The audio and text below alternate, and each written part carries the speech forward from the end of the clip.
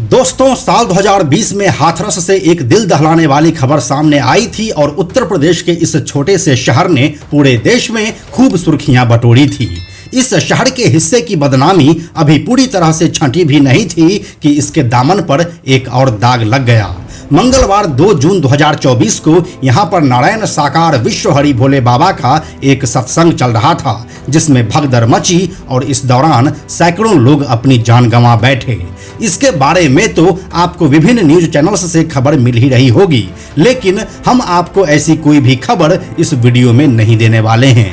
इस वीडियो में हम आपको इस हरि भोले बाबा की पूरी कुंडली बताने वाले हैं कि आखिर ये हैं कौन और इनके सत्संग में इतनी भीड़ क्यों उमड़ती है। यूपी पुलिस के कांस्टेबल की नौकरी छोड़कर कैसे सूरजपाल नाम का यह शख्स हरि भोले बाबा बन गया और लोग उसे इतना मानने भी लगे। कैसे यह शख्स नौकरी से बर्खास्त होने के बाद अपना नाम और पहचान दोनों बदल लिया।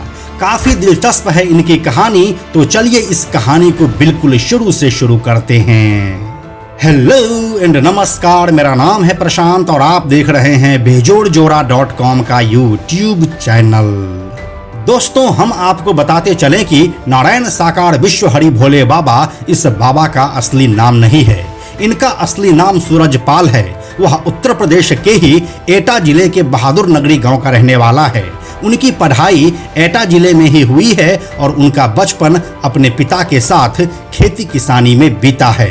अपनी पढ़ाई पूरी करने के बाद यूपी पुलिस में उसकी नौकरी लग गई, जिसके बाद वह उत्तर प्रदेश के ही 12 थानों के अलावा इंटेलिजेंस यूनिट में भी तैनात रहे। यूपी पुलिस में हेड कांस्टेबल की नौकरी के दौरान ही 28 साल पहले सूरजपाल इटावा में पोस्टेड थे।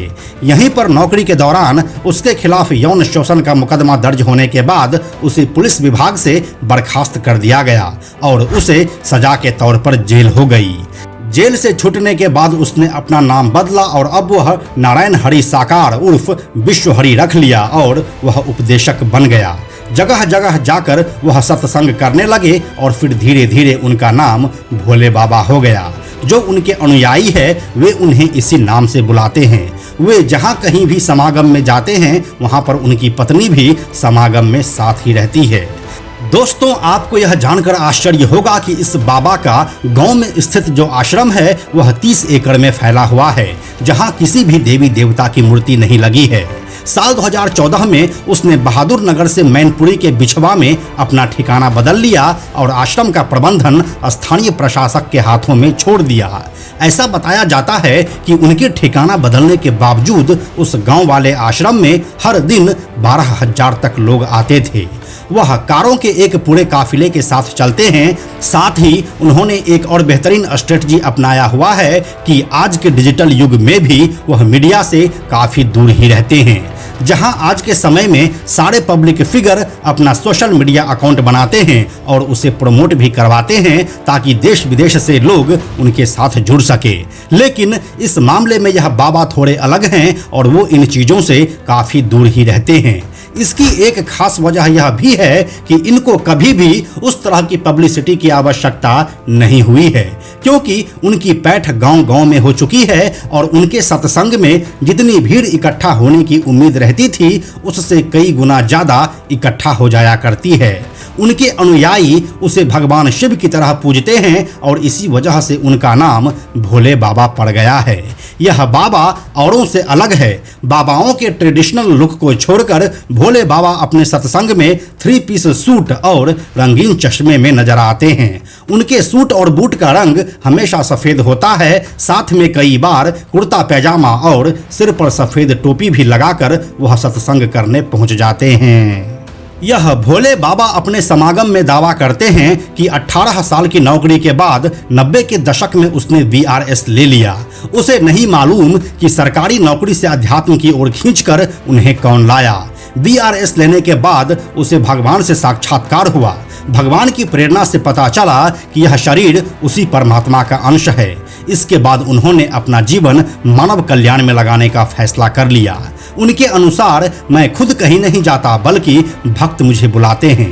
भक्तों की फरियाद पर अलग अलग स्थानों पर घूमकर समागम करते रहते हैं। इस समय कई IAS और IPS ऑफिसर उनके चेले हैं जो कि बड़े बड़े पोस्ट पर काम कर रहे हैं। अक्सर उनके समागम में राजनेता और ऑफिसर भी पहुंचते हैं। साथ ही यहाँ पर कई शादियां भी करवाई जाती है। दोस्तों, हम आपको यह भी बता दें कि साकार विश्वहरि उर्फ भोले बाबा के आयोजन में कोई प्रसाद नहीं चढ़ता है।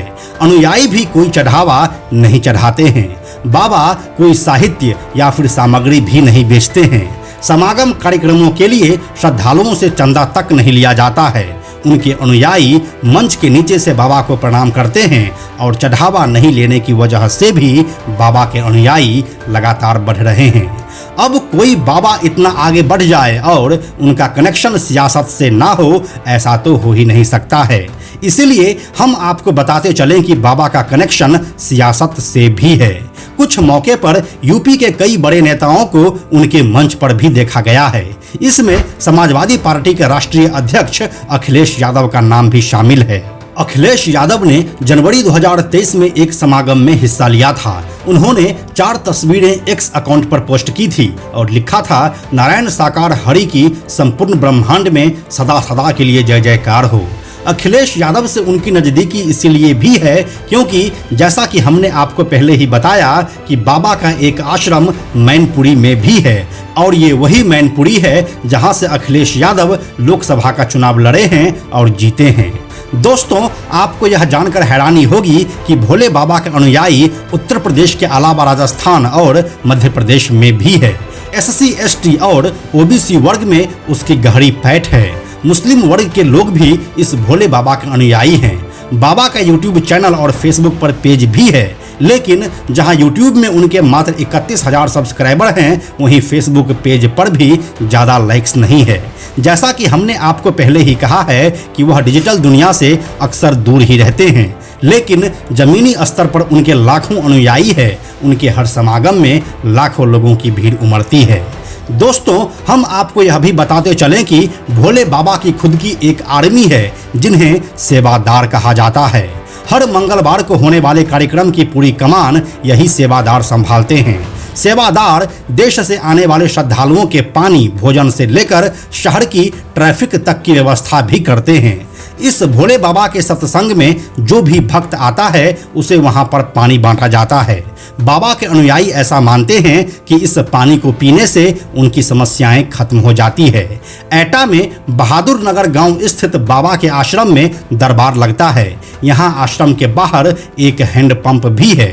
दरबार के दौरान इस हैंडपंप का पानी पीने के लिए भी लंबी लाइन लगती है। लेकिन यह कोई पहली बार नहीं है जब इस भोले बाबा के नाम से कोई विवाद सामने आया है, बल्कि मई 2021 में जब देश में कोरोना की लहर चल रही थी, उस समय फर्रुखाबाद में भोले बाबा ने सत्संग किया था। जिला प्रशासन ने सत्संग में केवल 50 लोगों के शामिल होने की इजाज़त दी थी, लेकिन कानून की धज्जियां उड़ाते हुए 50,000 से भी ज़्यादा लोग इस समागम में शामिल हुए थे। यहाँ उमड़ी भीड़ के चलते शहर की यातायात व्यवस्था पूरी तरह से ध्वस्त हो गई थी। उस समय भी जिला प्रशासन ने आयोजकों के खिलाफ एक रिपोर्ट दर्ज की थी। इस बार भी कहा जा रहा है कि कार्यक्रम के लिए जितने लोगों के शामिल होने की बात प्रशासन को बताई गई थी, उससे कहीं ज्यादा लोग जुट गए थे। इसके साथ ही इस भोले बाबा पर जमीन कब्जाने के भी कई आरोप लग चुके हैं। कानपुर के बिधनू थाना क्षेत्र के करसुई गांव में साकार विश्वहरि ग्रुप पर 5 से 7 बीघा जमीन पर अवैध कब्जा करने का आरोप लगा था। मंगलवार 2 जून 2024 को हाथरस में यह समागम खत्म होने के बाद साकार विश्वहरि भोले बाबा का अगला कार्यक्रम 4 से 11 जुलाई तक आगरा में रखा गया था।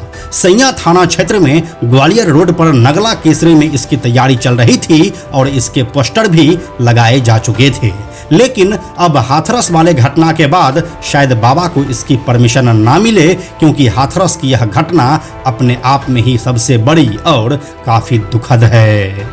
तो यही थी नारायण साकार विश्वहरि भोले बाबा की अब तक की पूरी कहानी कि कैसे वह यूपी पुलिस के कांस्टेबल से एक गॉडमैन बन गए। आगे आने वाले वीडियो में हम अभी हुए हाथरस कांड की एक एक जानकारी आपके साथ शेयर करने वाले हैं, इसीलिए आप हमारे साथ बने रहिए। इस वीडियो के बारे में अपनी राय आप हमें कमेंट सेक्शन में लिखकर जरूर बताइए। हम जल्दी मिलते हैं आपसे एक और नए वीडियो के साथ। साथ। अंत में एक और ज़रूरी बात, हमने बेजोड़ जोड़ा का एक टेलीग्राम चैनल भी बनाया है जहां आपको हमारे सारे वीडियोस की लिंक सबसे पहले मिल जाएंगे, इसलिए आप लोग टेलीग्राम पर भी हमसे जुड़ें। टेलीग्राम पर हमसे जुड़ने के लिए सिंपली आप टेलीग्राम ऐप के सर्च में जाकर बेजोड़ जोड़ा लिखिए और चैनल पर जाकर ज्वाइन बटन क्लिक कर दीजिए, आप हमसे जुड़ जाएंगे। यह वीडियो अगर आपको पसंद आया तो इसे लाइक और शेयर जरूर करें। आने वाले वीडियोज़ के लिए बेजोड़ जोड़ा को सब्सक्राइब करके बेल आइकन को टच करना ना भूलें। Thank you so much.